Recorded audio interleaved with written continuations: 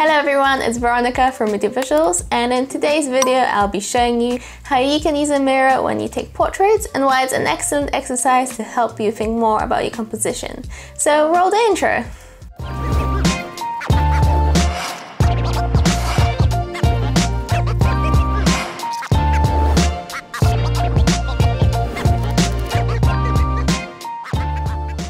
So recently I've been seeing a lot of images that use mirrors in places like Instagram, and I wanted to try it for myself because I think it can create a really interesting and unique looking image. So I arranged 2 photo shoots in the last couple of weeks to try it out. So this is the mirror that I used. I got this mirror on Allegro for about £15, but you can easily pick one up on Amazon or eBay for a similar price. This one is 60 centimeters in diameter, and after using it I find that it's a little bit too big, so on reflection I would have gotten a slightly smaller one, but pretty much any mirror will do the job. Anyway, before we get into any more detail, let's have a look at how the photo shoots went, as well as some of the images I was able to capture.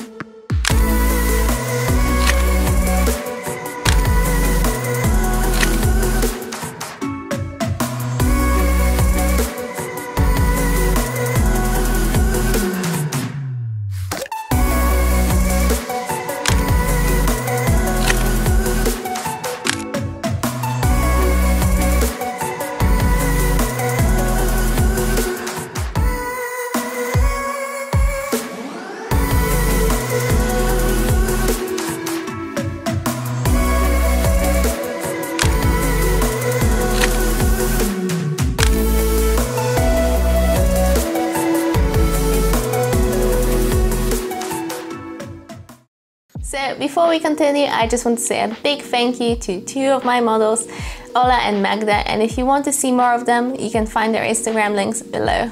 So I found that shooting with a mirror was very challenging. It was quite difficult to angle it right so that I could see the model's face in the photo and to frame the photo in an appealing way. There's definitely a lot of trial and error involved, but it was a really fun exercise because it really makes you think about the composition, and very small changes in the camera angles can affect your image so much. You can really experiment with moving the camera angle from left to right and up and down to see how it affects the image being reflected.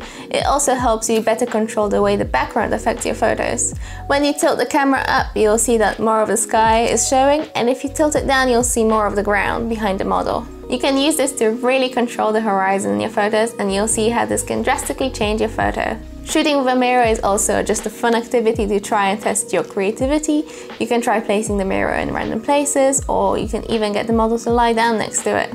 You can get some really cool and unique looking images, and the fact that there are 2 faces in a portrait rather than one means that you can get really creative with it. But be mindful that at certain angles you'll see a double reflection in the mirror. This happens because you're seeing the image reflecting off the glass and of the reflective coating on the other side. I tried using different aperture values to see what would work best with the mirror photos. By using a wide aperture, you can focus more on just the mirror so that it stands out in the photo and blur the rest of the image out. But I preferred using a more narrow aperture so that I could get both the model and the mirror in focus. The mirror also comes in really handy for the model. Not only is it an interesting prop, giving them something to focus on, but they can also use it to keep their hair and makeup in check, which is always useful. Another great use for the mirror is to reflect light onto the model's face. You can use it to direct the sunlight to soften the shadows.